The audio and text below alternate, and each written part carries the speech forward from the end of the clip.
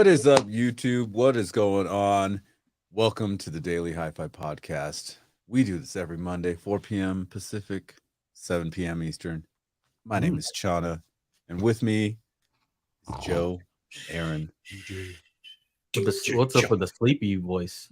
So we're going to get on down with some smooth grooves today. Oh, yeah. All right. I'm going to turn my... What is up?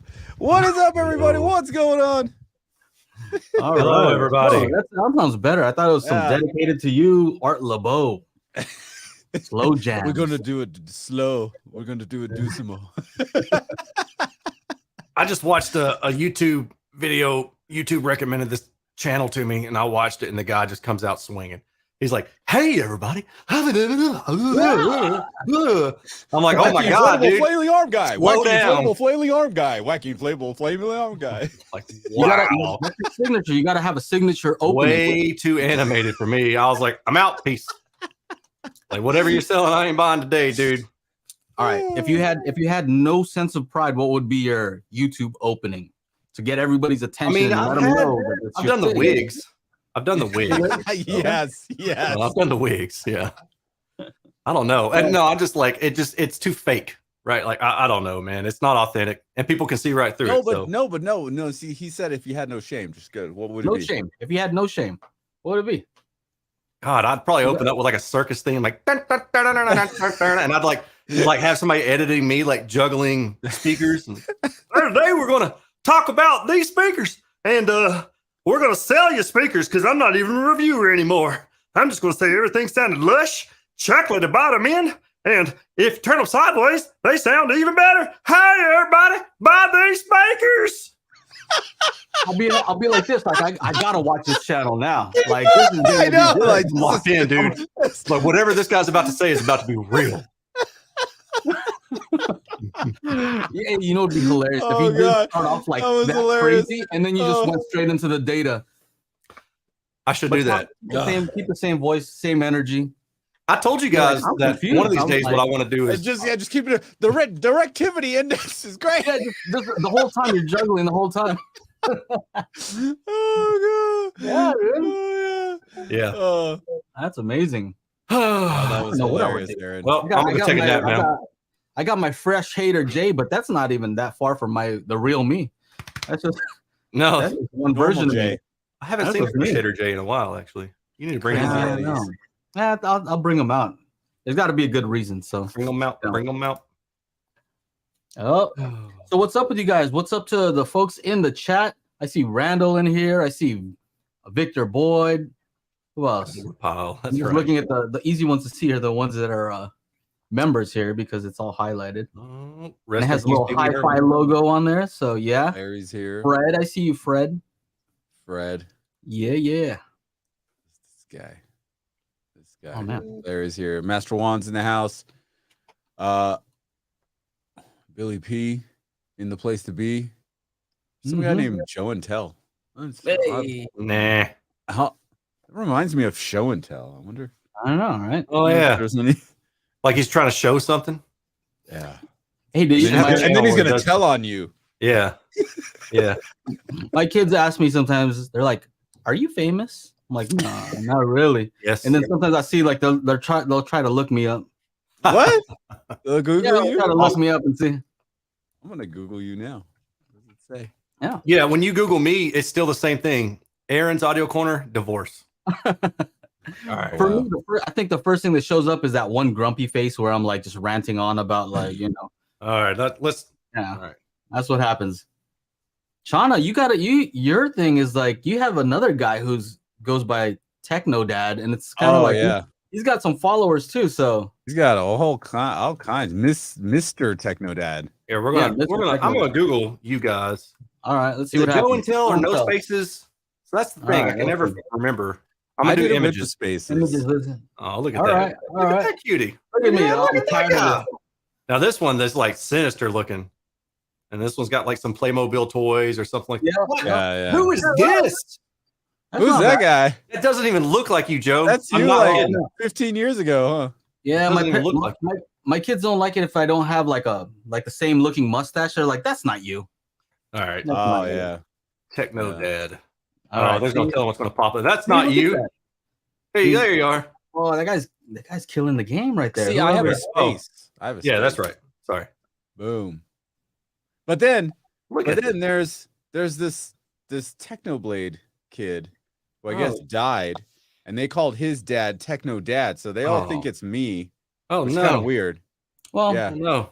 Huh. All right. We'll get I off guess of you that. gotta change up your name. Yeah, you got to change your name now. I gotta change it. Sucks for you, man. I'll just add the DY. Add the DY. Oh, Daddy. Techno Daddy. Pull up Chano with the blue or green hair. I wonder where those are. Techno Daddy. Those are easy to find. So Dude, my first Anyway. year trying to get into CES, a buddy of ours had a company that always goes.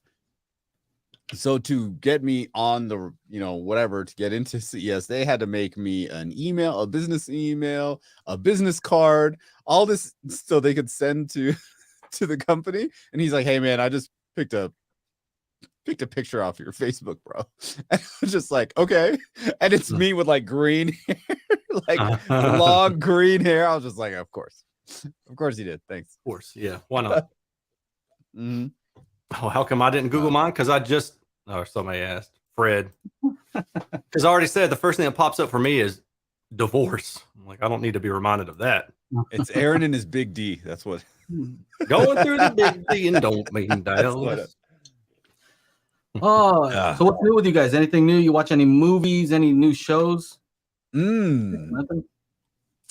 I have, Yes. but I can't think of what they are. All right, we talked about. Oh crap! Somebody's calling. They calling. Uh-oh. All right. Yeah, I just watched a few things on Netflix. I still need to watch that Gladiators one, American Gladiators one. Oh yeah, you definitely got to watch that. I watched this one that's like How to Be Rich, and it started off all right, but then kind of like, it's kind of weak, pretty weak. So I don't know about that one. And then just before the show, I watched one. What is it about? Like those cult leaders? Did you see that? I saw that. Yeah, like how to be a cult leader or something. I saw that. Become a cult leader. Yeah. Right. And of course, it's like tongue in cheek. They're saying like, "Hey, this is what you should do if you want to do this." Cult leader. Yeah. Weird, creepy stuff, man. You have to be a certain type of person to want to do that. Yeah, no. Anyway. Yeah, no. Individual. You know what? We were watching something called The Night Agent. Someone said it was I haven't seen a combination between 24 and The Bodyguard. Mm-hmm. And Sasha's like Whitney Houston's Bodyguard. I'm like, I would assume, right? So it's actually not a bad plot. We're like a few episodes in. Funny thing, I don't know if it's funny. It's weird. I got a new Roku for the bedroom, Roku Ultra. Got the Roku Ultra in the living room, and the bedroom one's getting Dolby Atmos, and the same settings on the one in the living room, and I'm not getting Dolby Atmos. I'm like, what's going on? Silliness. I know what Joe's gonna say. What? Toss those things away and get a shield. No, I like those. I like Roku. I like Roku because it's simple. Oh, dude, the UI. It's just easy to get around. Yeah. And like if you don't want issues like you always talk about, it's probably the easiest one. Yeah. Apple TV is, a little bit more complicated, but it's fast. You know what I mean? We've gotten stuck in the search areas in the Apple TV. That's a problem. Like we can't get out to like change the letters again. Like you can't. It's not working. No matter what you click on the one silly remote. At least they have a bigger remote now. But and then the Shield it probably needs a hardware upgrade. That thing has been using the same chip for like 8 years. So it was like super fast when it came out, but now it's kind of like probably need an upgrade. So hopefully that happens. We'll have to wait and see. Roku's good for us old people, is that what he said? Yeah. Yeah. Yeah, man. I agree. Oh, dude. I set up an AVR for my aunt. Remember you called them like, I'm setting up something. Remember? Shauna, you called me? Yeah. Anyway, they were using just kind of the built-in smart thing on their TV. on the LG, like Yep. not a super high end one, right? So it didn't have like the web OS. It was just like whatever. I don't know what it was Oh, it's exactly. just older. No, it was new, but it wasn't like the one that I've seen where it has all the angled. Oh, You know- they got rid of that one. Yeah. Anyway, thing was so Excuse me. slow. It was so slow. And so I just made me wonder, like, oh, if people are buying TVs because it's a smart TV, like, oh, let's get rid of the old one, get a new one because it's smart. It's not that smart. Oh. Is that what you're telling me? Man, it's painful. It's painful to use some of those apps. Like you'll press the button, you'll be waiting for something to happen. So, I think our audience already knows if you're gonna get a new TV, don't buy it for the smart thing. Just go buy a cheap Roku or something else. Spend $30-$50, whatever it is. Yeah. It'll be way better of an experience than whatever's built into that. Yeah. Probably. Would you say even the high-end TVs, like, don't have really that much processing power for the smart stuff that they do? That's always like a thing when you're reviewing the TVs, right? Mm. How responsive are all the functions, menu, when you hit the buttons, like how long does it take? One of the things that, the web OS you're talking about that brings up those little slanted tiles. Yeah. That one was good because while you're watching something, you can look for something else. And your whatever content you're watching is still there. But on the, newer ones, you go to that home screen or you bring it up, boom, it's a full blockage of whatever it is you're watching now. So that's, definitely one of those things. But yes, I always recommend, and I've seen like, I'm in the Denon AVR groups, the home theater groups on Facebook, and there's so many times, even just recently, people are talking about using the built-in TV apps and like, how come I'm not getting Atmos when I use my Apple TV? I get Atmos. Just use the Apple TV. Go source AVR TV instead of the TV being the source, e-arcing. And then they get that. And then there's that whole, well, I can't, when I press volume up, I don't see the bar anymore on the bottom. Yes, because the TV is the source. You're not going through the AVR. So you're not going to see the AVR bar menu thing. Oh, okay. When you turn. So there's a lot of things that would just go through the AVR. Just easier. Just easier. Yeah. Do everything through there. Yeah. What do you use, Aaron? Use any type of smart anything? He streams it on his phone and casts it. That's exactly what I do. Actually, I got a USB. It's a lightning cable to long AVR or AV. So it's got the red, the white, and the yellow. Oh It man, just comes right out of my phone. Well, no, seriously. How do you watch? Let's say if you want to watch YouTube on your TV, like Apple what is TV. he's totally serious. Apple TV. Apple TV. Apple TV. Okay. Yes. All right. Yeah. He just didn't want to say Apple TV. Yeah, I think TV's awesome, man. I love that works. thing. It just works. It just works. And it then works exactly for what I need.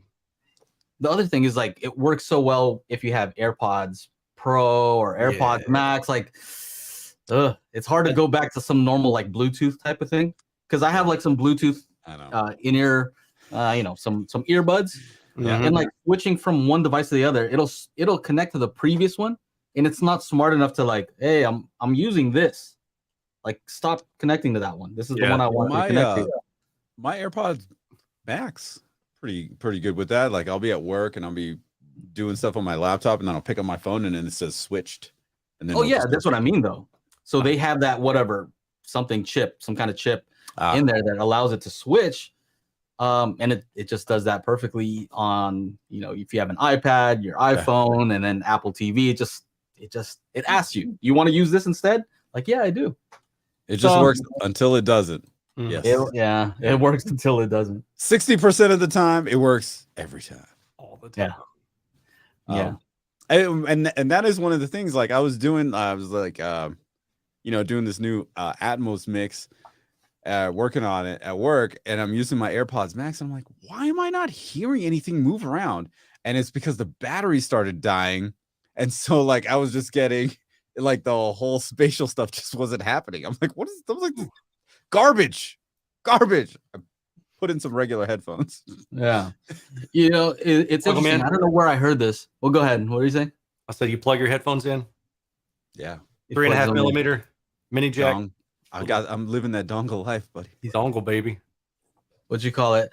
I don't know where I heard it, but somebody said that there was some kind of study where if you have, let's say a product and it has some basic features, but all of them work, then the satisfaction, I think it was in the after show.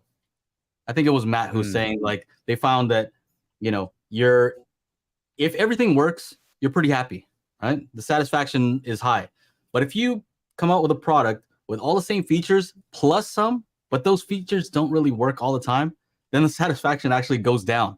So it's almost like it's better to come out with a product with no issues rather than trying to come out with a product with more features, but some of them don't work all the time. That's more frustrating. Or the firmware update promise, Yeah. Like, yeah, you'll get 4K 120 and Dolby Vision and all that in an update. Mm-hmm. Oh, speaking of which, I guess we can here, Tim.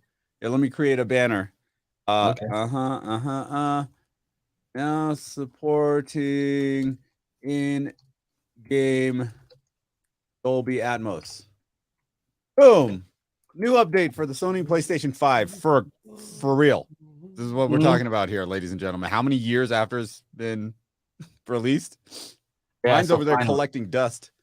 PS5 now supporting in-game Dolby Atmos. Wow. Welcome to 3 years ago. Both his Vizios, which work great, but randomly reboot. Yeah, can't be rebooting.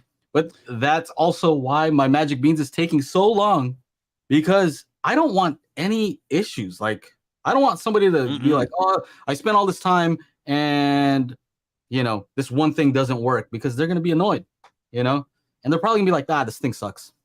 Garbage. It's like, no. It's just, it didn't work because of this and that. Like, I don't care. It's not working for me. Too bad. Therefore, it doesn't work. Yeah, you get one shot. Therefore, I want a refund. You get one shot. Do not miss a chance to blow. Opportunity comes once in a lifetime, yo. That's right. Yeah. So, did you guys see the fight, by the way? No, I didn't see the fight. So Eminem got in a fight. Terrence Eminem Crawford versus like I said, Papa Doc. He came out with Eminem. Yeah. That's why. He came out with Eminem. And Lotto. Lotto, lickety split. Yeah.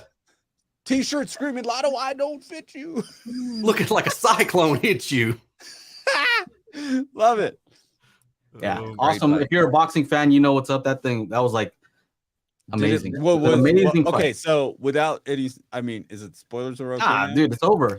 Okay, yeah. So, quick fight, long fight. It was just an awesome fight. It was just long enough because I was hoping it didn't end too quick. Yeah. Because you pay that $90 or whatever for a pay-per-view, and I'm like, I want to see a little bit. And then towards the end, I was almost like, this is enough. You know what I mean? This is a little bit. I feel sorry for this guy at this point.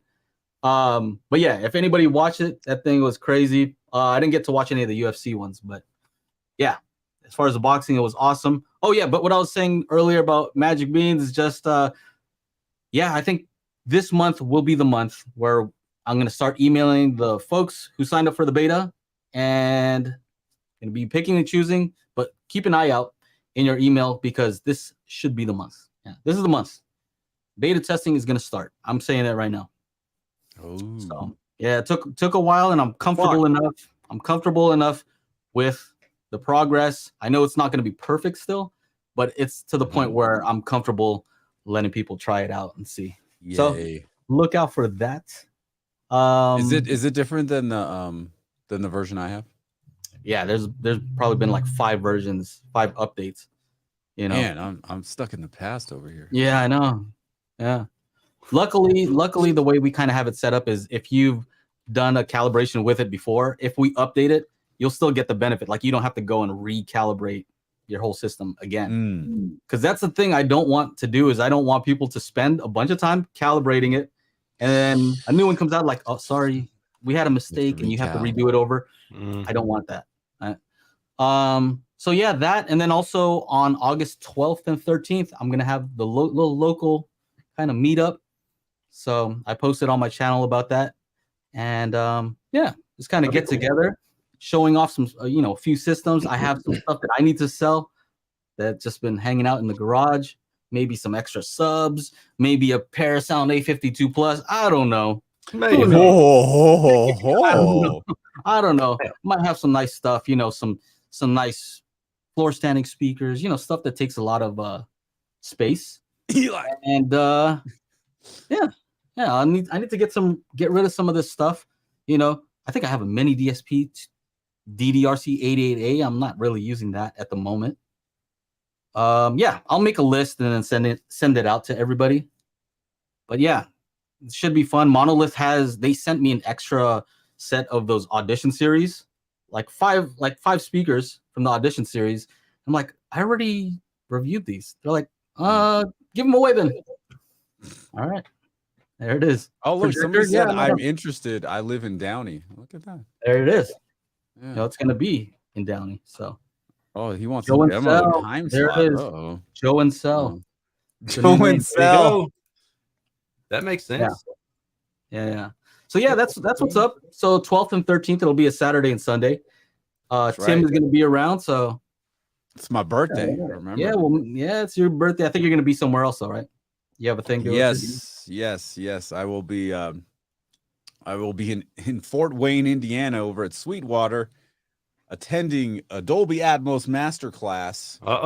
With Grammy Award somebody. I don't know. Well, you screwed up. You should have been at my event. So yeah, have fun. Oh yeah, it'll be interesting. I know what's gonna happen. You're gonna come back like. Now, hopefully you learned something. All kidding aside, I hope you learned something. I learned something. But what I don't want you to come back like, oh, these guys. If you start off like that, I already know. Like, oh, these guys, they think. Oh man, here he goes. So yeah. Anyway, yeah, I'm gonna have a little event. Should be fun. 2 days, and maybe somebody asked if I could like stream some of the Magic Bean stuff, or maybe kind of like show people's reactions. Maybe that would be cool. I don't know. We'll see. We'll see. You should stream your negotiation skills. Like when somebody wants to buy something, you'd be like, "No, bro, $500," and then. You're gonna be like that Russell Peters stand up. Oh no, dude. He'll be like, I'll give you $200. You'd be like, I will. You'd be like, no, smack you. I sell you $200. I close shop today. I'm actually not good at negotiating like that. Really? No. You just gotta have a number, and you got to stick to that number, and that's it. I just ask the person, so what's your walkaway price? Like, what's the price where you're like, nah, I don't want it anymore. And then I ask them, like, what do you think is fair? You know what I mean? Yeah. And then if they say something ridiculous, I'm like, you think that's fair? Like, man, you must not think very highly of me. That's not Angela, cool. Is this the only date Joe remembered? Oh. You better put some ice on that one, man, because that's got to burn. Oh, that's all right. Get some cream for that ass. It's all right. Then blurts out, yeah, man. Or maybe I'm actually excellent in my tactic is I tell you that I'm not very good at it. Part of it. Yeah. Okay. He's playing up. It's a big ruse. That's for you to decide. He's tricking everyone. Yep. It's all a hope. That's for you to decide. I left it all out there. You know, it could be one of the two, or it could be a third option that I don't even know. He's gonna keep you guessing. Yeah. So should be fun. So keep an eye out on my channel. I'll probably post something and kind of do like an invite. I don't want it to get too crazy. You know what I mean? Yeah. I don't have Chana there, so yeah, it doesn't have to get too crazy. Dude, I had all these like I was just like, oh, I can tell these people to come and DJ, these people to come. I'm like, shit, how big is this place? I'm like, we're gonna have like a couple hundred people there till like 2 a.m. Like, what's going on? Crazy. If we wanted to get crazy, we would get crazy, but this is not that event. You want to get nuts? Let's get. I want to keep it on the low. Yeah. Just a little meetup. So we got some folks coming around. So yeah, it should be fun. That'd be cool. What else? It'd be a nice way to get rid of some stuff too. Get it off your plate. Yeah. Hopefully you're able to sell some things. And the good thing is they can hear it. I'll say, hey, check it out. Make sure it works. Right. There's a little scratch right there. Yeah. So should be. Are you guys in the after show chat just chatting it up here on the side too? What is that? Is that what I'm getting? Oh, maybe. About? Maybe is that what they're saying? Scott Baller in there. We have a separate after show chat. So if you're interested in getting in on all this craziness, we got a good little group. Like all week long. I'll wake up in the afternoon. Oh man, it takes me like an hour to catch up. I'm like, okay, maybe I'll pass. Yeah. I'll get Joe's notes on it later. Bit.ly. Oh, dude, can we just go ahead. Just copy it. I know. I can't even like reading it. I don't like reading it. I just gotta hide it. Maybe I need to get Nate. Why don't you make a custom link with your nice little special link thingy? What are you talking about, bro? Well, then. Oh, you got the special link thingy. Okay. Yeah. There it is. What is Keeping Up with the Joneses says? I think Joe and Tell definitely can sell ice to an Eskimo. He's very quick thinking and has excellent talking points. He always tells people what's in it for them. Oh, yeah. Ike's in here too now. Yeah, maybe. I think the secret to selling is telling the truth and listening to the other person. Big. I think surprise. Just listen to what they want. Then you could know what to say. And having the product that they want to buy. You know what? A great salesperson, I think, could sell anything to that person. Right? So even if it's not a product that you sell, you say, hey, I think you'd really like this other thing. We don't sell it, but that's probably right for you. Yeah. And then what ends up happening a lot of times, they're like, no, I want to get something today. I'm like, well, I'm recommending this other thing, but this is the closest thing. Yeah, let me get that. All right, well, I told you what it is. It's yours. I'm gonna sleep really well tonight. What else?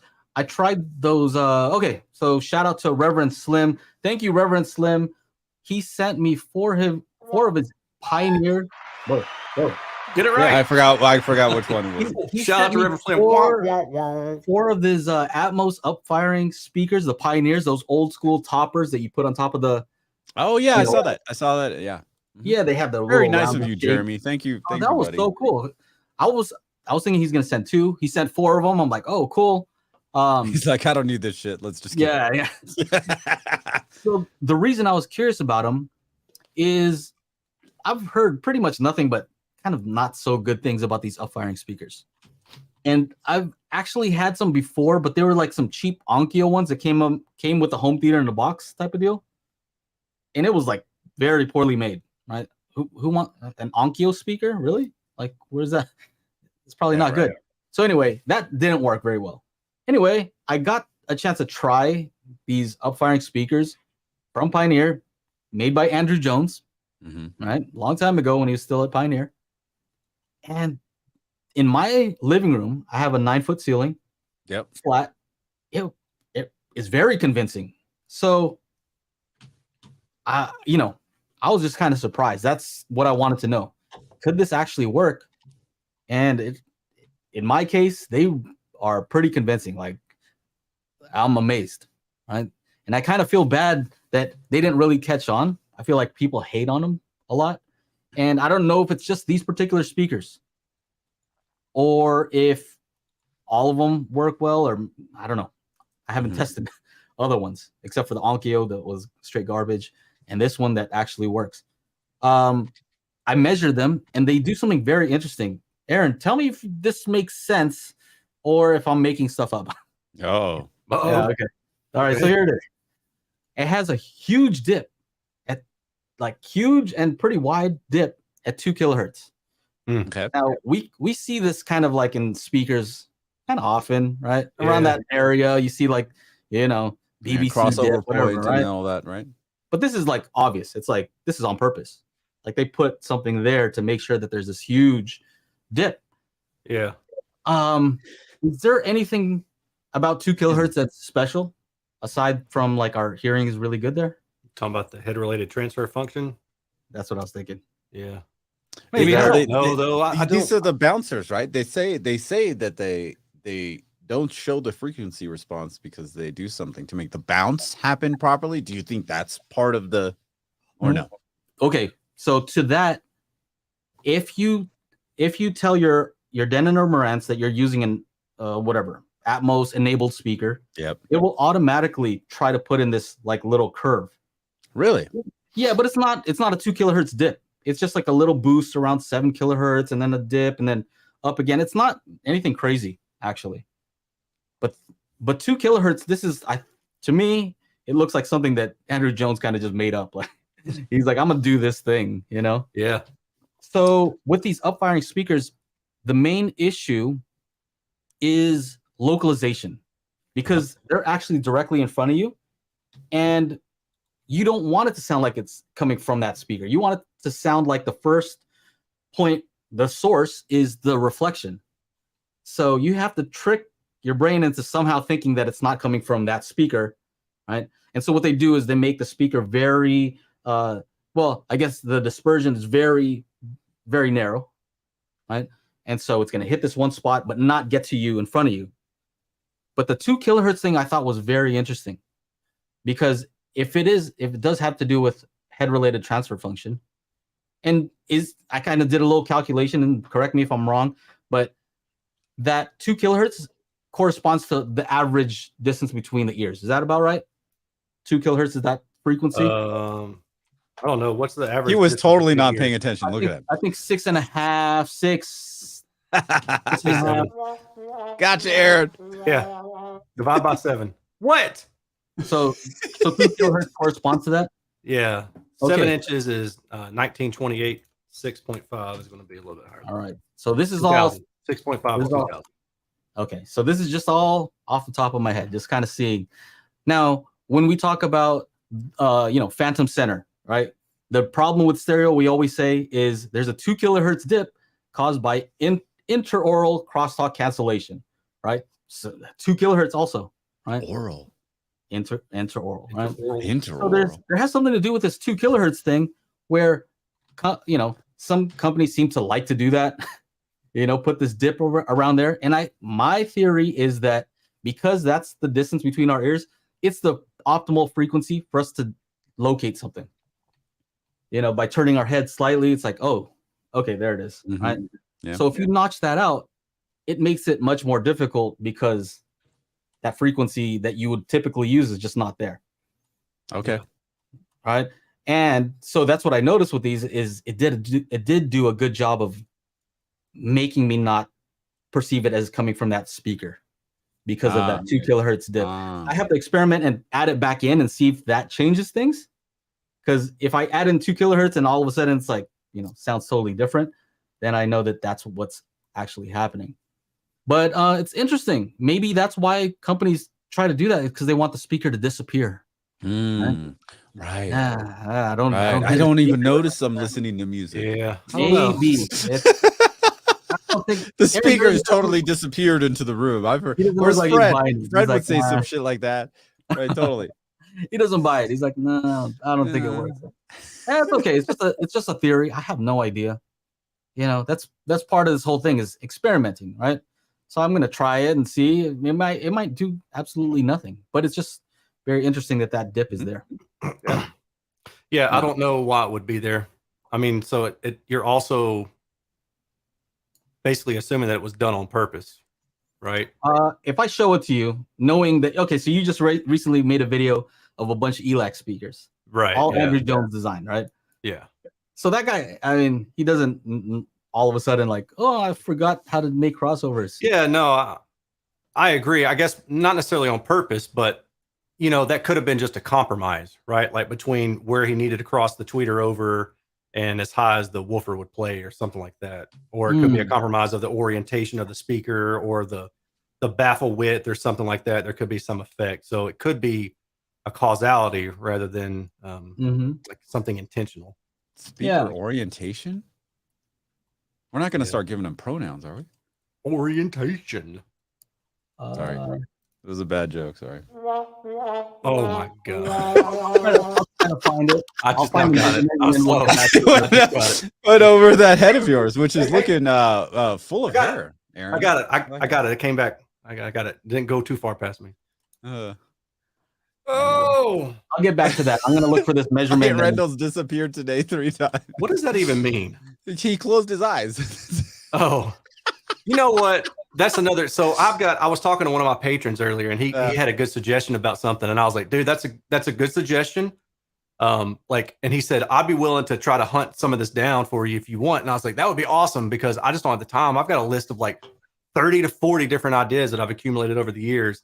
And talking about that, that's actually one of them about what Fred is saying, or you said about closing your eyes, because like like if you're listening at night, your music sounds like your system sounds better when it's dark. At least for me, like I swear, dude, like everything disappears because you're not seeing speakers. So there are no visual cues. So everything is just wide open, wide out, dude. I don't know why I'm in a room listening to music. It's let's like that ignore the obvious. In car audio, it was such a big deal that when people would get their cars, like their system judged for sound quality, we would cover them, like we would cover the windshield up in something that was black. Really? So you wouldn't see anything. There would be no distractions out in front of you. But then, like a year or two later, the anti-cover your windshield movement happened. I'm serious. This is like a real thing. And people's excuse for not covering the windshield and basically like making fun of those who did was saying that, well, when you cover the windshield, you basically close in the soundstage in front of you. And so you lose that space that you would otherwise see in the set. Like, dude, us audiophiles, like I've been there, I've been to the mountain, and I've come back down and I'm going right back up again, I'm sure at some point, but we will come up with anything that seems reasonable at the time. I'm being reasonable, aka stupid. Paul, let me tell you, dude, this has been a thing since well before I even knew who Gene was. And this isn't, I'm serious. Like in car audio, it's been about 2008. People were covering up their windshield. So I did watch Gene's video about that and I agreed. I was like, I know exactly what you're talking about. And that's why. Yeah, I can't find these measurements. Wow. I mean, is it okay to just recommend people doing some drugs to like enhance their home theater? I mean, that's I don't know. I mean, you want to go on YouTube and say that like this is what you're putting out there? Listen, that's A. That's A. And B, dude's 20 years late to the party. Like what? For you, by that metric, I'm like infinitely late because I've never done anything. But yeah, so I'm on all these meds for my back stuff, and I think you guys would appreciate this. I went in, I guess it was like last Wednesday after I left my neurosurgeon, and I got all my prescriptions and came back into work. My boss was like, how are you doing? And I was like, this is in the AM, like 7 o'clock. Yeah, I'm doing all right. I was like, I've never been high a day in my life, never done any drugs. But I'm pretty sure I'm high right now. I was like on muscle relaxer, nerve blocker. Like, dude, you name it, I was on it, man. You know, when I had my Achilles reconstruction surgery, and they're like, "You want some happy juice?" And they were like, "We're gonna just numb up your knee." Okay, so like, you need to make sure you're on point with your medication every 4 hours. Oh, otherwise, you got to stay on top of it because if you're trying to play catch up, it's going to be unbearable. Yeah. And what I noticed when I was in that state, just sitting there, like, when you get hurt in one point on your body, it really hurts, right? Okay. Yeah. So that's what I was feeling in my ankle area, right? Because that's where they cut me open and all this stuff. But I could take that pain, this is the help with all these painkillers, and disperse it throughout my entire leg, and then I wouldn't feel anything at all. Like there was this weird mind over That's some matter mind thing. control, dude. Yeah. I don't know about mind control, but That's like I was impressive. taking the pain in the one point and just dispersing it throughout my leg. And I was okay. just like, okay. So I'm we not can in pain pull that anymore. right back into audio. You know how Yes. speakers, the cones have breakup, right? Well, some really good ones, like these Textrine cones that I can pull an image up for in a little bit, they actually will use the breakups and they'll spread them out all the way across the frequency range. We can stay on There this you topic all day if you want. I don't mind. Anyway, but yeah, what were we talking about? Here, I got this one. So Chris Hamilton, frequencies below 300 hertz become omnidirectional. So isn't it 80? Well, that's not even true. It depends on the size of the speaker, the baffle width, pretty much those two things. But the size so omnidirectional is really based on if you just have like a small speaker, a tweeter. A tweeter is omnidirectional until about a 1-inch dome tweeter is omnidirectional until about 8 kilohertz. Actually, 4 kilohertz full omnidirectional, right? Really? A 15-inch woofer is full omnidirectional until about, let's say, 250 or so. 15-inch woofer, really? Yeah. Yeah, you can do the math. It's basically just take the speed of sound, divide it by the diameter, and then divide it by 4, and then a quarter wavelength is omnidirectional. So, yeah. All right.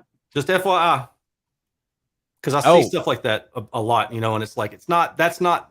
I get it. I understand why people say that, but that's not entirely true. So, Closing your eyes for soundstage. We were just talking about that, right?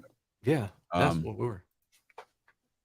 Master Juan, Chana, any expectations for Audio Advice Live? So I'm actually trying to finish a new Atmos mix to play at Audio Advice Live, if I can finagle one of these people to play it for me. But I know SVS is going to be there, so I'm pretty sure I can have them play it. But it was a friend's birthday today, so you know they came over last night, and she's an amazing piano player. Doesn't read music, doesn't know how to, but she could just play piano and sing. Like, she's awesome. So I was like, hey, I got something new, and I was testing everything in here, and then I put it on a thumb drive, and I took it upstairs, and I was just like, oh my god, this sounds awesome. And so I had her sit down, and she's like, she listened to it a couple of times. She's like, when I close my eyes, I can hear the music go around me so much better. Mm-hmm. Right. Yeah. And I think it's because you're just not expecting it. And of course, the way I, make this masterful mix, it also helps. But yeah, if there was any expectation, was to hang out with this guy, Aaron, if he makes it. And then both of you would dodge it. It's like, I don't want to hang out with John. Joe's like, I don't want to be there. I don't want to hang out with this guy. I'm not going to be there, but yeah. Hopefully you guys can hang out. Yeah, I know Ike is going to be there. He texted me. Oh, Ike's going to be there? Ike's going to be there, yeah. Nice.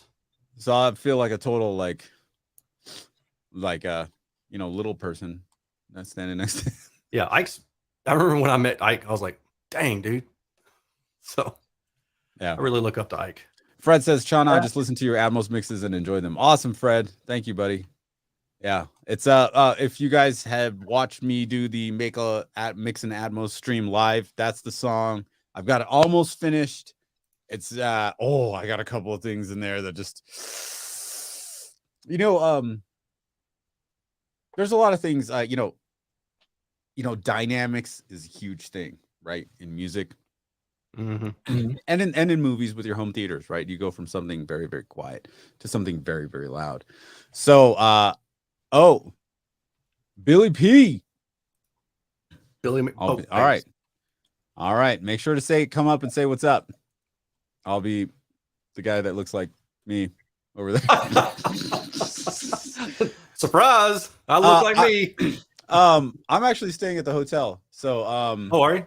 Once you guys Billy, you're in the after chat on Facebook, right? You guys, we should just we should hang out. I think I get there like Thursday 5 or 6 p.m. But anyway, I did this thing where in that song, Joe, we were just talking about this, and I totally did it because I was already doing it. He's like, Joe's like, hey, you gotta give him a little bit here, give him a little bit there, and then they forget about it, change things up, and then all of a sudden, BAM! You hit them with all of it. Yeah, one of those things happens. Yeah, you got to teach them, right? So you bring in the stuff slowly. Yeah. Then you know what's kind of going on. If you just give it to them all at once, they're like, I don't know what's happening. I don't know. So she looks like our dog Blanche. She's always confused. I don't know what's happening. Oh my gosh. I totally wanted to videotape her. She was fucking like, when I was testing out this song, she's just, because her hearing is super, super sensitive. I wasn't playing loud, but like every time there's just a sound somewhere, she's always like, what was that? What was that? So she's just in the middle of the living room looking around like, where's this? Because the sound's coming out on these different speakers at different times. So this whole time I was trying to look for that one photo. And so I guess I just took a photo. I didn't save it. But here's that upfiring speaker. Uh-oh. Tell me if this is an accident. Yeah. That's definitely not an accident. That's wild.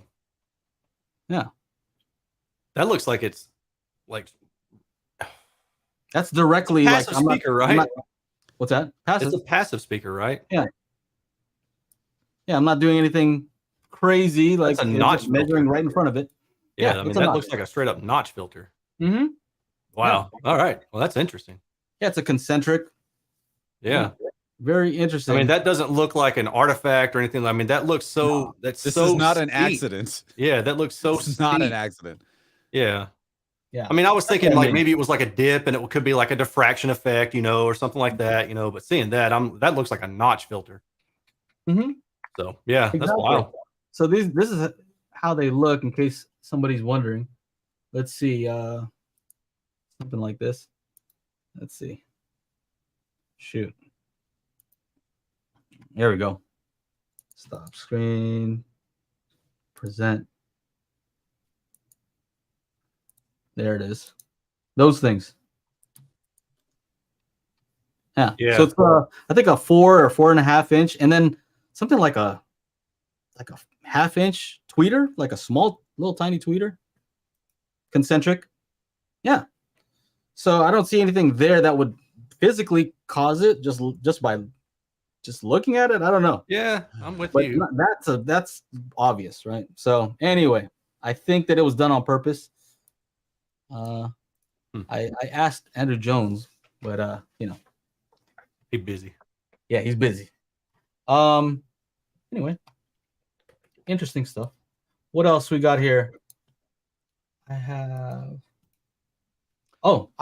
have my review of the RSL 12S coming out probably tomorrow. I just got to film some more stuff.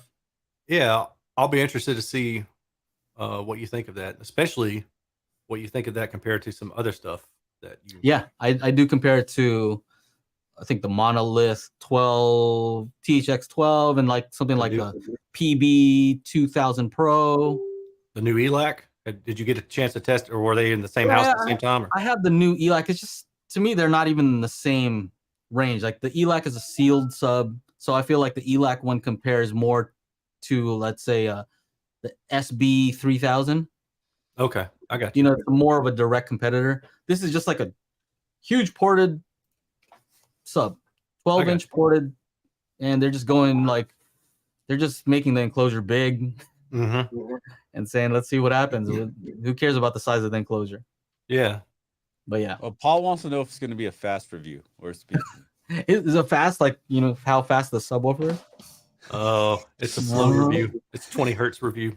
I did say, It's not a 2 kilohertz review. No, I said that it sounded good with movies and music, and it was musical.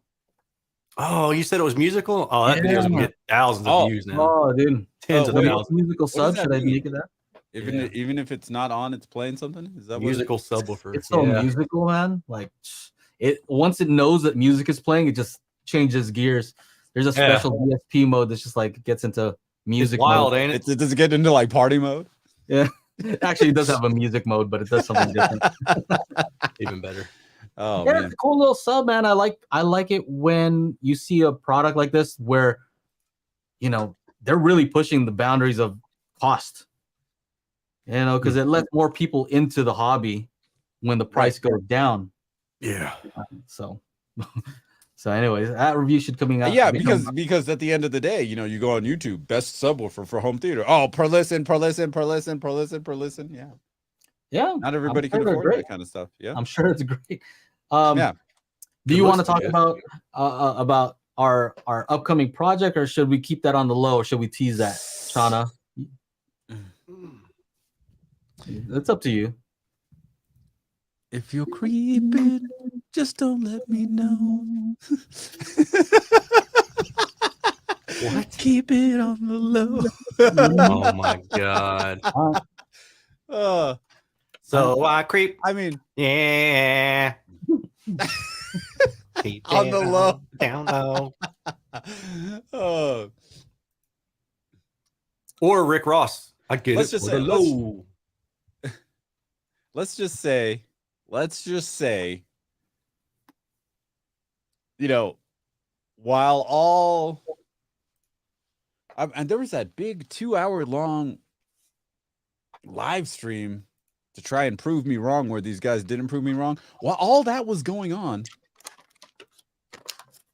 Joe and I were hard at work doing something.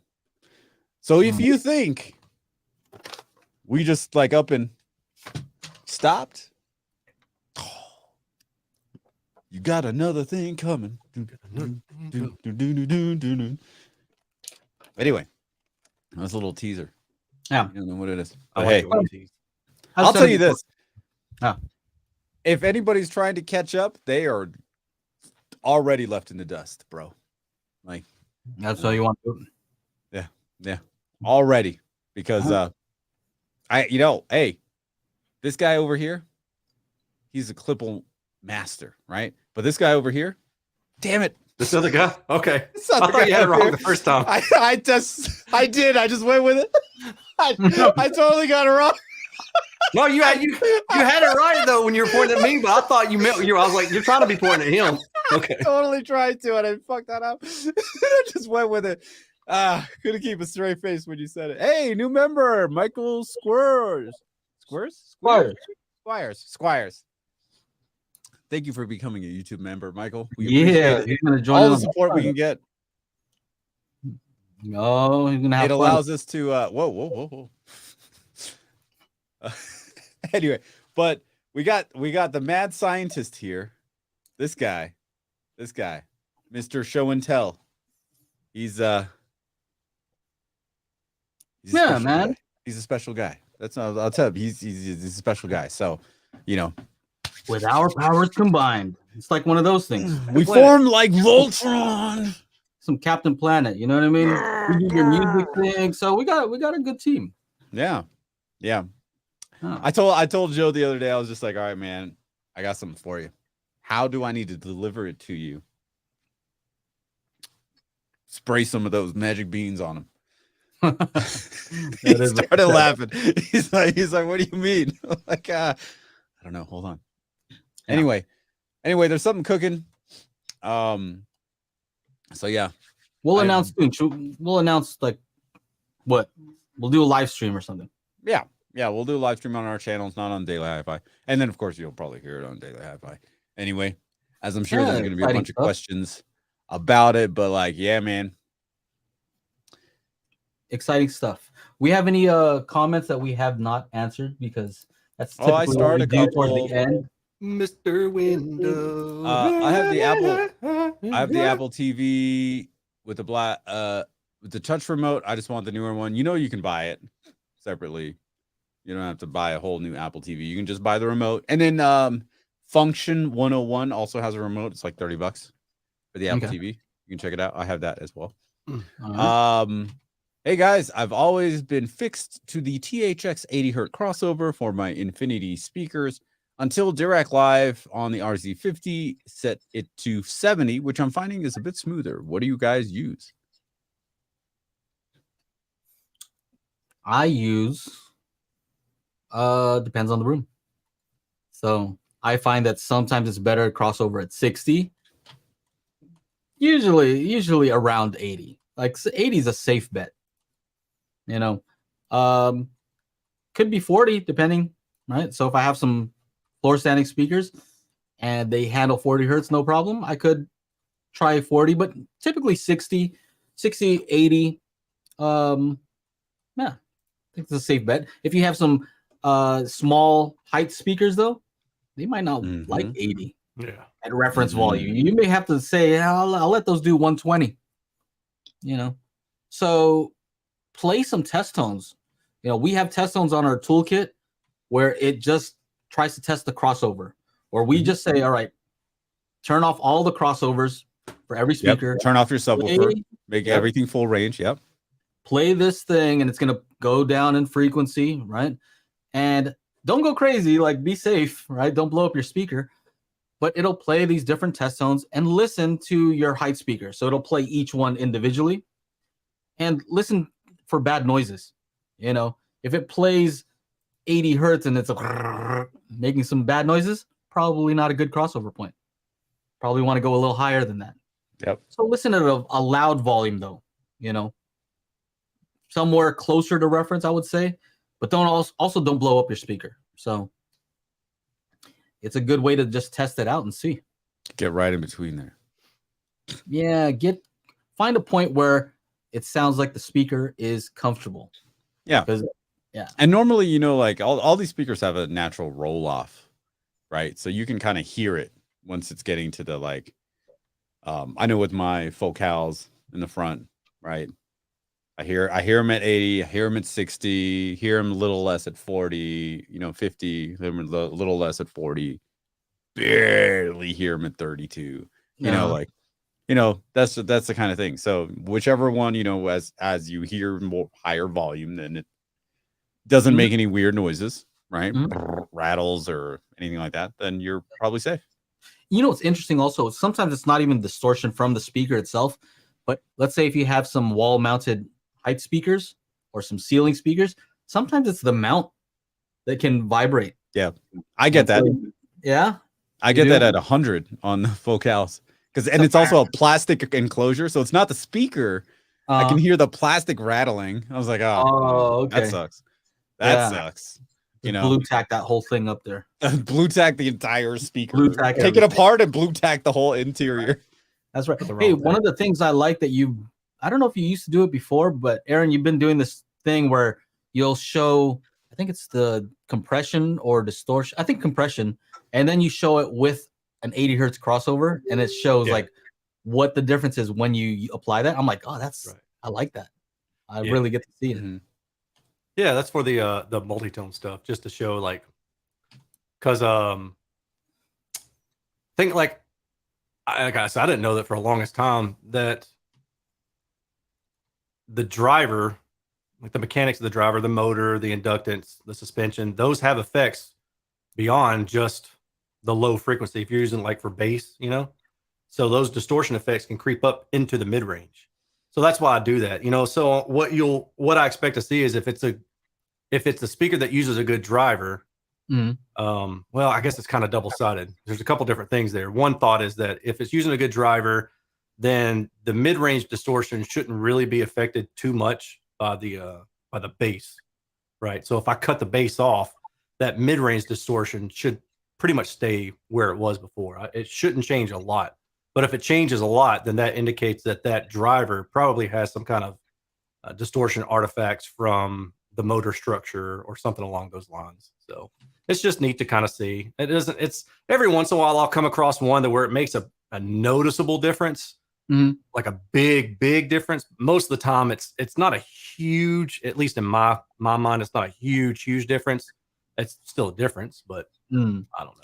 I think it shows you interesting though, because I've said before, like, if you cross over at 80 hertz, you'll find that you can play your speakers typically louder than if you don't cross them over. But that might not be true in every single case. Right? It could be that you're reaching some kind of limit with, I don't know, physically. The tweeter is hitting its limit. Maybe the crossover. Like, in your experience, what is the thing that typically goes out? I guess what gives up first?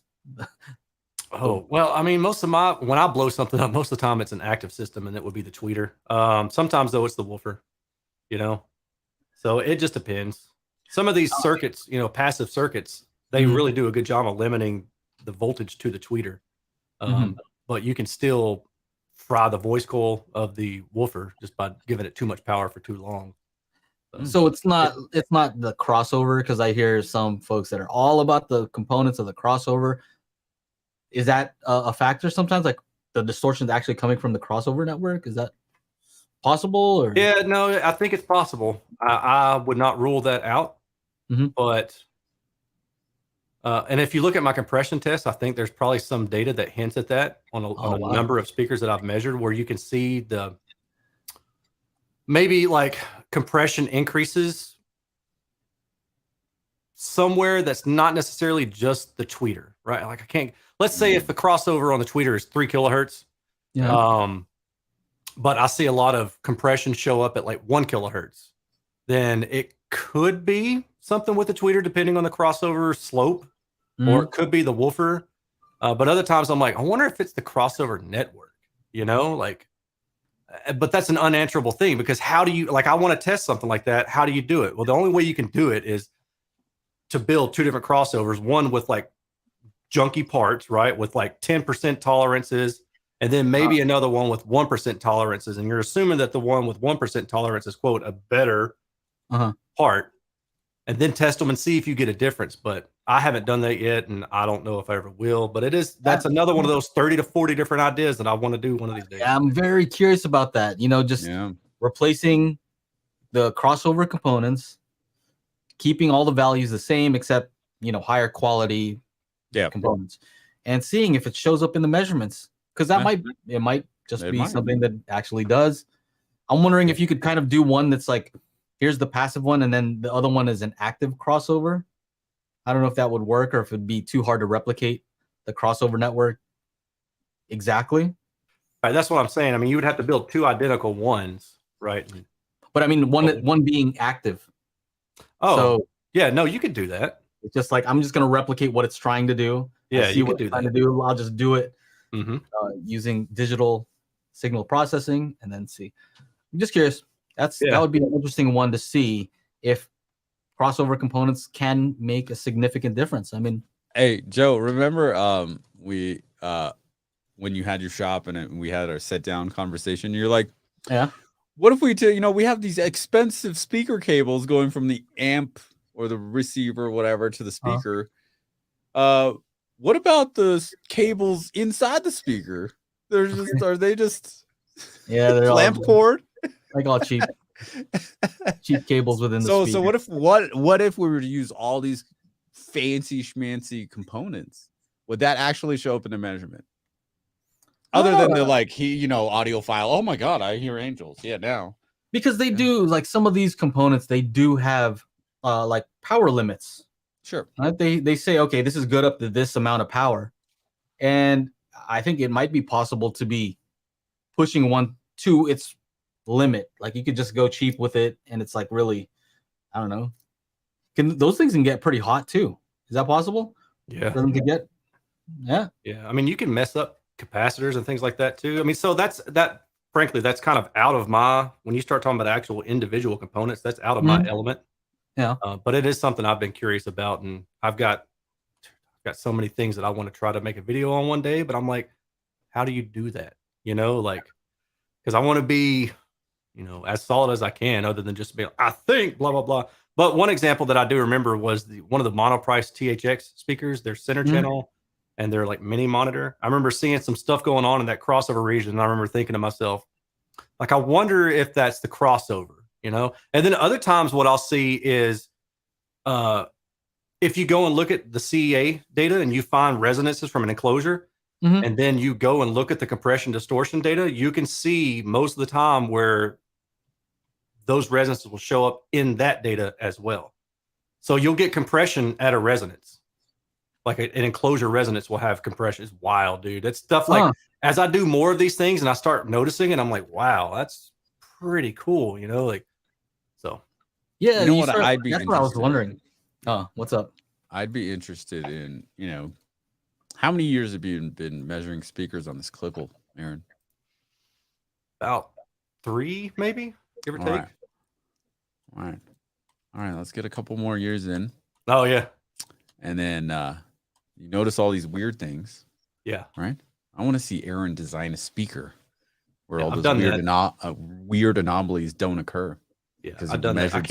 I can't do that. You can't do that? Come on. I mean, I've done my own, but I believe in you, bro. I can. It takes time, and I don't really want to do that. Let's try to guess. I want to guess what it would look like. I don't even know. I don't even know where I'd start. So there's a guy out in Texas who he's offered to basically like go in with me and let me just, and I've told him, I was like, it wouldn't want to be, it's not anything that I would sell as a product, like number one, because I don't want to do that, because then that's like a conflict of interest, you know, like I'm selling something that I've designed and then I'm supposed to be out here reviewing other stuff. Like, I don't want to do that. I wouldn't buy it, but I would review it. Yeah. I mean, absolutely. Dude, I'd send you one for free.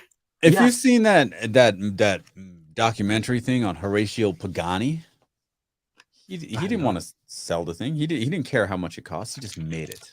Yeah, just made it. That's what I'm saying. Made it. So this guy out in Texas was like, yeah, I'll help you. I'll do all the woodwork. We'll just go back and forth between the design. You tell me what tweaks need to be made in the crossover, and he's like, I'll take the work off of your table. You design it, and I'll build it. Wow. And then we'll post. What would that look like? I don't know, man. Like, part of me wants to do a waveguide. Part of me wants to do like a coaxial. Part of me would love to play around with like a true omnidirectional speaker just for fun. The other thing that I really would want to do, and I actually talked to one of the engineers for Bose. He messaged me on LinkedIn. He found me after he saw my Bose 901 video. Not Bose. Yeah, for real. He was one of the dudes who actually designed one of the 901 series. And he was like, first of all, like, I really appreciate all this data that you put out there. And then he started talking about ideas that he had. So we bounced the idea around about making like a revised one, Yeah. And so that would be awesome. But it's time, it's just, that's the one thing I don't have as much of that I wish I did. Here's what I'd love to see is I would love to see you come out with a speaker that you sell and then just trash it, like not trash it, but like say all the things that are bad about it. Yeah. With the clip, we'll just say like, dude, here are all the imperfections. Yeah. And just be like, I'm showing you the data. And be like, and it's $100. So kiss my butt. Yeah. Who here would buy one of Aaron's speakers and still trust him to review other products? I would. I don't think there's an issue at all because it depends on the person, right? Yeah. There could be some reviewers where I'll be like, I don't trust you already. So you have this product to sell. I really don't trust you. Like, I feel like you were questionable already.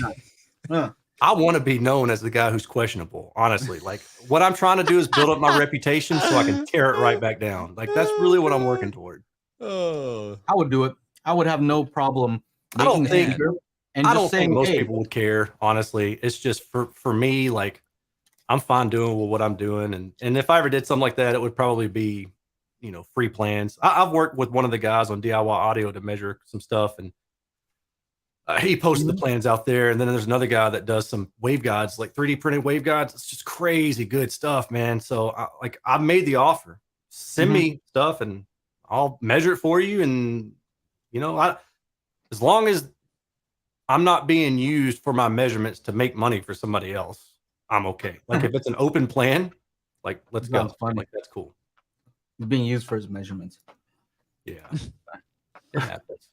All right. So this is, I think Aaron's speaker, like his ideal speaker, would you use that one with the weird surround?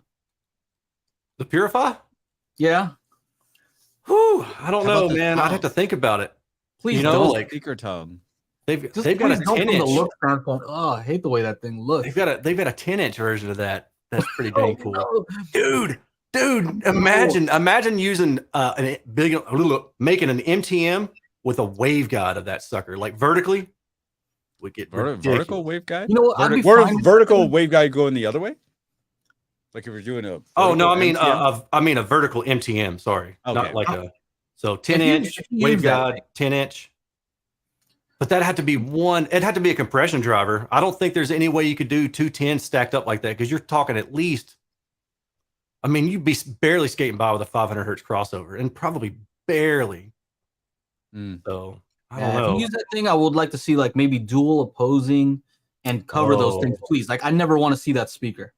Like, I swear to God. Listen, last night or 2 nights ago, so I'm trying to like get up parts for a car audio build, and I was thinking like, man, do I want to go with the mid bass under the seat, because there's enough seat or space beneath the seat to build small enclosures for 8s and maybe even a shallow 10-inch subwoofer, or I'm probably going to wind up going to the doors, and so I've got these 8s that'll fit, and then I was like, it'd be cool as if I did dual oppose and then had the other 8 sticking out of the door, like, and I was like, well, no, that would look like janky. Like when you open it, you see a big old magnet, but dude, it would cut down on all that. And then I started thinking, well, how do you even do that? You basically like have to cut into the door, right? Or the plastic piece comes off, and you like mount it from the inside and then mount it together on the outside. So anyway, but yeah, it's funny you say that, because I was literally thinking that 2 nights ago.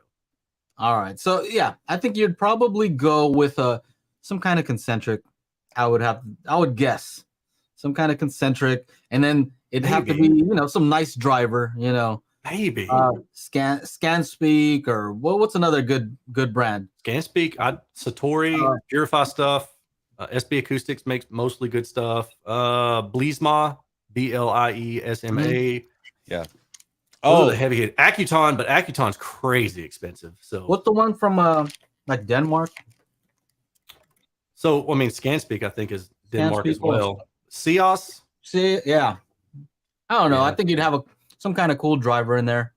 And what would the shape of the enclosure look like? Would it look like I want a ball enclosure. That's what I want. No diffraction. Just a big sphere.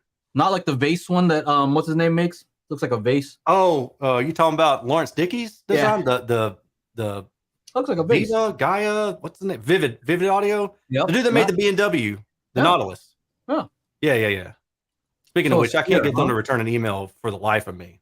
Yeah, I could probably go to their headquarters like bloody and bruised and be like, "Let me in, I need help," and they just like wouldn't even look at me because I can't get an email return from that company. You gotta like jokingly put like a works with Dolby Pro Logic like on the speaker or the box. You know what? Or in the ad. Certified Dolby Pro Logic. So to send it to THX and get a certification for it.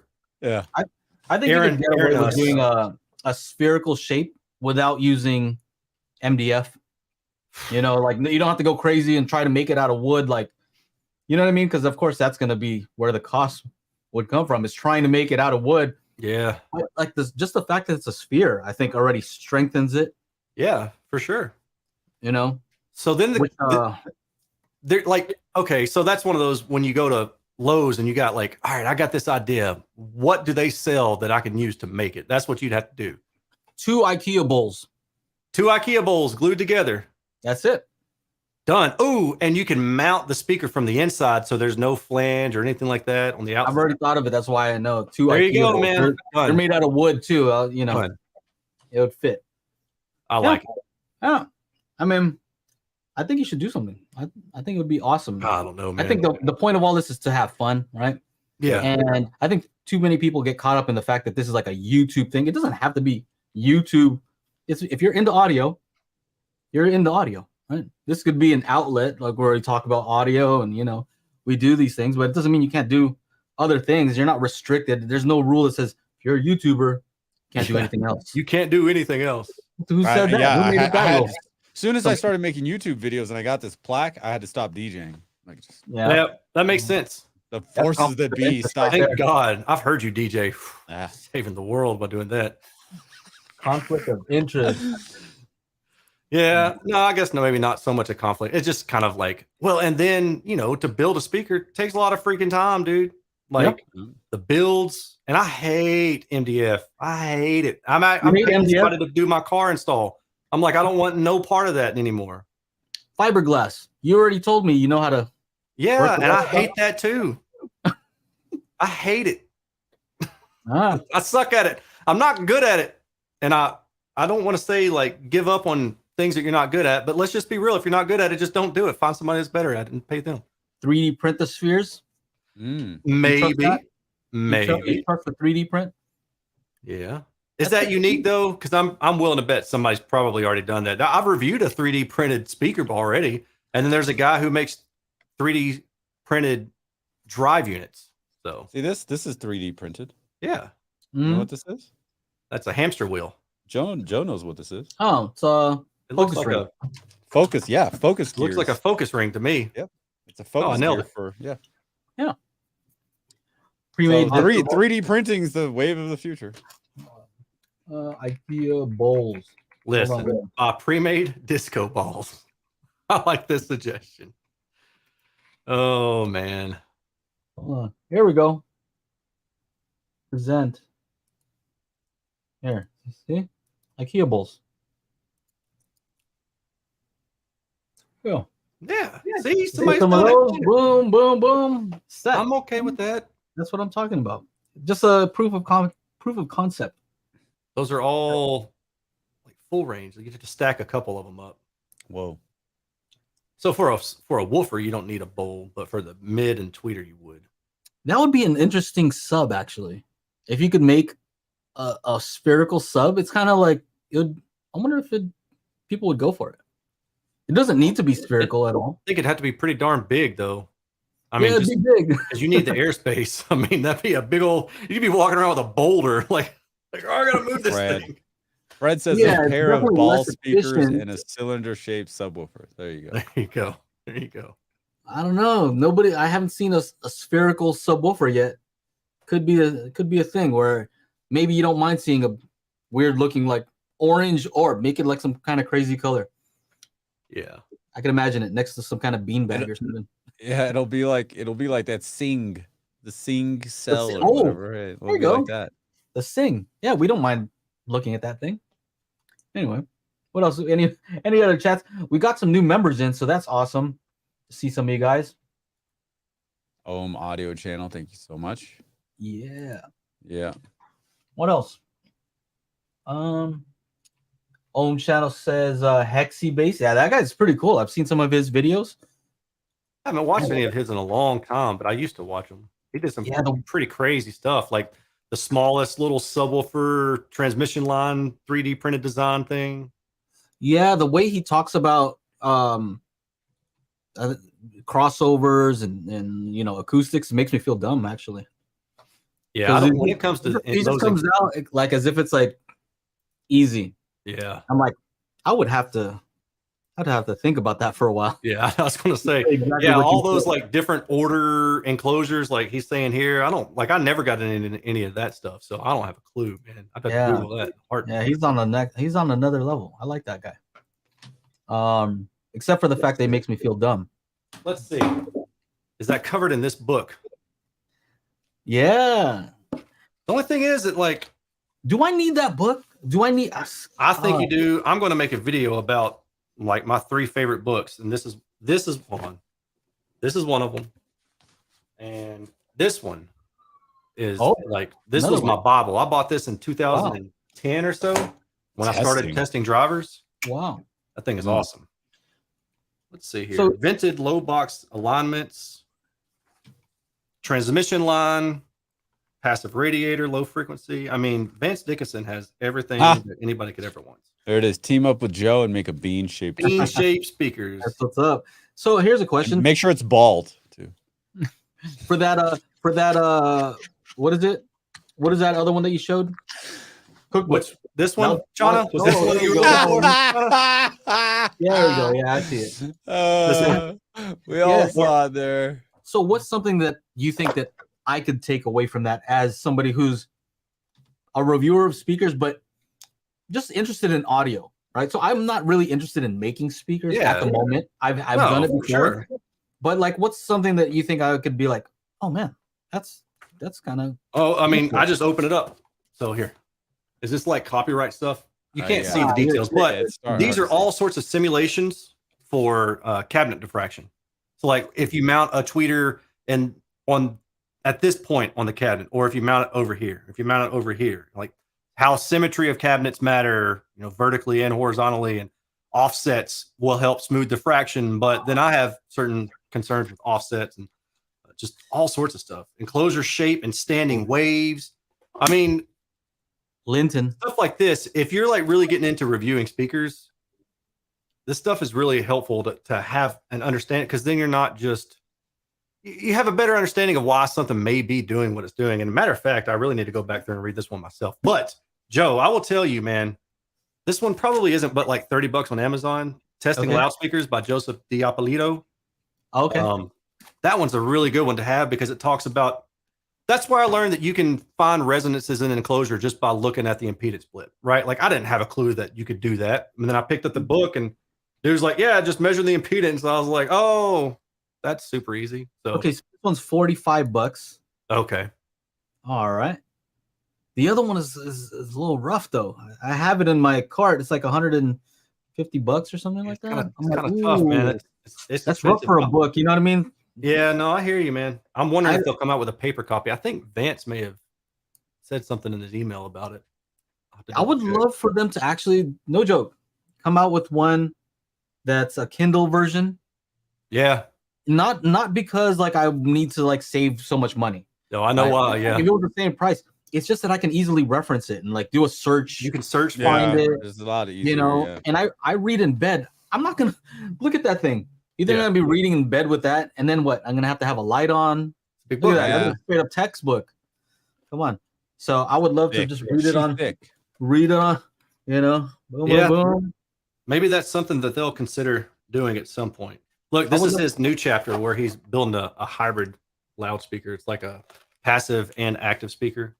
Have you read the chapter on DSP? Because I'm pretty sure that's the main reason why I would buy that one versus the older version, is because they have some new stuff about DSP, room calibration. Oh no, I haven't. I have not. But look, we were talking about smart last week. Look, there's a graphic. He's talking about smart in here. Okay, yeah. Yeah. So I mean, everything that you could ever want to know. It's just crazy, man. I couldn't imagine having that kind of knowledge all in one place in my head. You know, like blows me Books like away. that keep me awake. It's the opposite for me. I read to fall asleep. Out. Yeah, I'll be reading that stuff and dreaming about it. All I right. can dream about you. No other questions that I see here.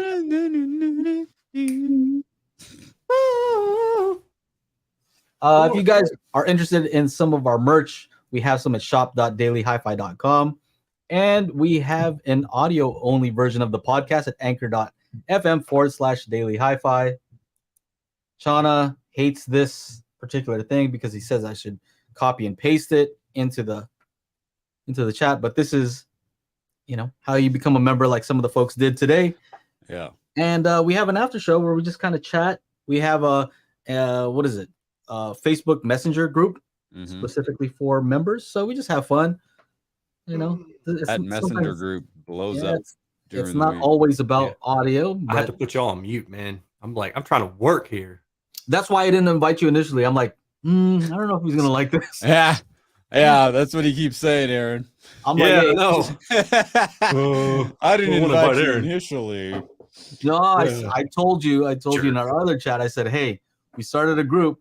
It's probably gonna be a lot of talking, and I don't know. You might be too busy, so it's up to you. Well, it's really, it's okay. The problem with like being in big groups like that is there's a lot of, different conversations going on and it's hard to keep up with what's what. And you want to be involved with them and stuff. But like with this one, it's super easy because Fred and Paul pretty much are the only ones talking and they dominate all conversations. So nobody else has to say anything. So I hope they're listening.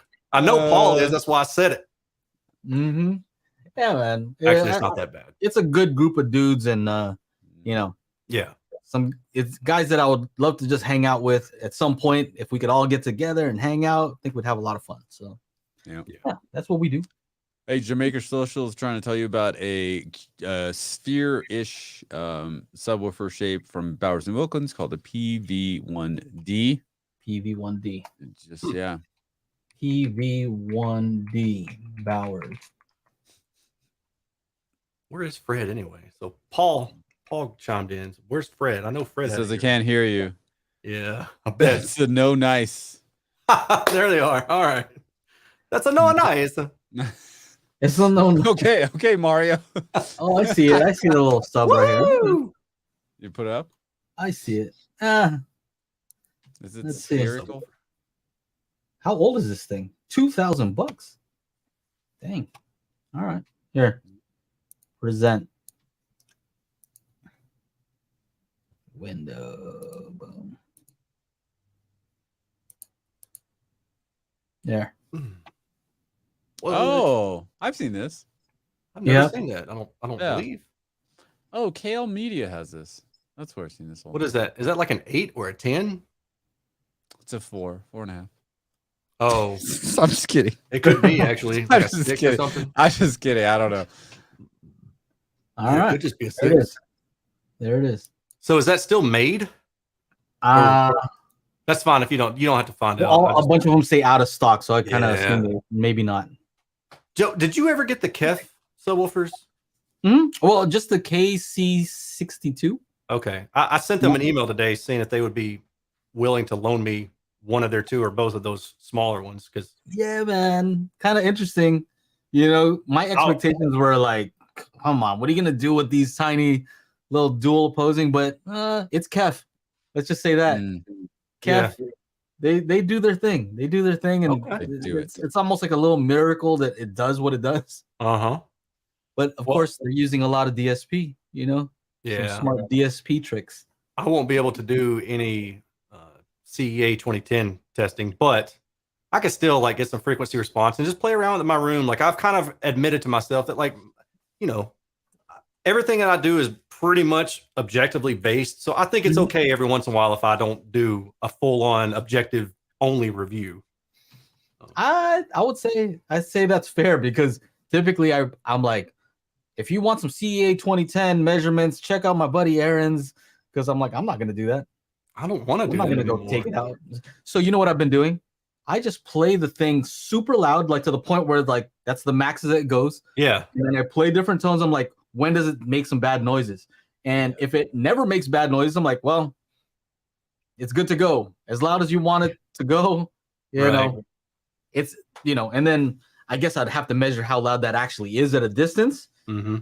But it's kind of obvious. Some speakers just really like they start making bad noises at high volumes, and you don't like that. Right. And so that's all it is. A lot of these things though, they do dynamic stuff though, which gets tricky. Yeah. I Where figure what I'll do is like limit it. I'll test it at a couple, well, not a couple, but like sweep it over a few different volume steps and just see what's going on there, and then you can say, all right, see where the compression is. That's the interesting thing about that one Kef KC62 is as you get louder, you see the low frequency low end just start to yeah. Like everything else gets loud, but the low frequency stays exactly where it was. Yeah. Exactly. Yeah. Anyway, I'm gonna join the after show because I want to hang out with these guys, and I'm sure you guys are all like old men over there, all injured. I better not say anything. You better watch your ass. Yeah, exactly, man. I'm about to have to go massage my butt. All right, man. Well, good talking as always. That's right. Check out some of Aaron's new videos because he's got some awesome new videos. He's got some Comparing the bangers. ELAC, he's got Bangers. What else? Comparing the ELAC, what else? What's the other recent one? I did like a 7 under $2,500. Mm-hmm. Yeah, that was a nice one. And Shauna, what's your most recent video, or what you coming out with soon? I think the most recent one was the Magnetar video, the Blu-ray player. Yeah. Okay. So. What's coming up next? Well, I was planning on doing that Sony one. Sony what? The Sony receiver. Oh yeah. Yeah. Dude, let's do it. Let me. Well, shoot, I'm gonna be busy this whole month doing Magic Bean stuff, doing all that, blah blah blah. Sorry. I'm gonna be that busy. But I was gonna say I would love to collab on you on that and see like what we could do with a calibration and see if it's any good. Like do some testing with a toolkit and see like is it actually doing some kind of remapping like the Trinov? Is it really doing that? I would love to see it. Yeah. Yeah, no, definitely. I was going to, like I said, I was going to do it, but it's been pushed back because there's too many other things on the plate. And I'm pretty sure. Oh, yeah, I'm out of town for the next, in and out of town for the next couple of weeks. But yeah. Live stream it all? You gonna live stream? No? Live stream what? I don't know. Any of the events that you're going to go to? Oh, I actually talked about filming at that Sweetwater thing, and apparently the song that they're going to be using during the thing is not released, so we can't. Okay. I can only take B-roll. I can't have any audio in that situation. As far as audio device live, I don't know. I'm trying to I'm trying to set up what I'm going to bring as far as filming equipment and that kind of thing, and see if I want to do a vlog or I don't know. I'm just kind of up in the air because no matter where I go, I got to bring this thing with me. So donut hole. Yeah. All this stuff to prepare and plan for. But yeah, I'd be curious to see what happens. You should ask audio advice if it would be cool if you backpack it. Just load up a backpack full of like spatial toolkits and say like, if you see me, and have have your square reader ready. Oh, I'll bring some, but not like All I'm not right, gonna get never crazy mind. with it. I'd be very curious if some of these guys would let me actually like test these speakers because there's some awesome speakers. All right, let's test it. Yeah. This is good. Yeah. Do we need these subwoofers on these big $230,000 focals? Do we really need 5 subwoofers on top of that? Dude, Let's just see be how the low guy they who, go. like, walking in with like a Thumb U mic, drive. just measuring, walk into a room, just start measuring. I'll be over here with my U mic going like this. Swinging it around like a helicopter, North Carolina. That fits because we're going to be in North Carolina. I didn't even think about it. Go on, Wow. raise take your shirt off or take your microphones out, swinging around your head, waving like a helicopter. I could imagine that being a thing though. Like I would be that dude. I'd walk in with a U mic and just start measuring some stuff. Yeah. Sir, you can't do that in here. Yeah. No, they're You gonna cannot stop you right away. measure in here. You I was cannot planning on do going and taking my clipper with me, like because I can't do anything without measurements. So I don't have ears. I just measure everything. Oh man. This is an audio show where we show you. Show you We audio. show it Yeah. to you. I'm gonna show you a microphone attached to a clipper. How about that? There you go. They like Sounds that. dirty. Oh Yeah. I'll show you. I got a long boom with that microphone attached to it. Yeah. I got some All right, wires let's hanging hop off into it. the show. Okay. Later. We're done. This is after show stuff, you guys. Thank you for hanging out. This is the Daily Hi-Fi Podcast. We do this every Monday, 4 p.m. Pacific, 7 p.m. Eastern. If you become a member of the channel, you are invited to the after show, which we'll be jumping in for a little bit. And so sometimes, Joe till like midnight. I don't know. I stay in True. pretty long. That is Yeah. true. All right. Yeah. So, on behalf of Aaron, myself, and Joe, we will see you all next week. See y'all. See ya. Have a good one.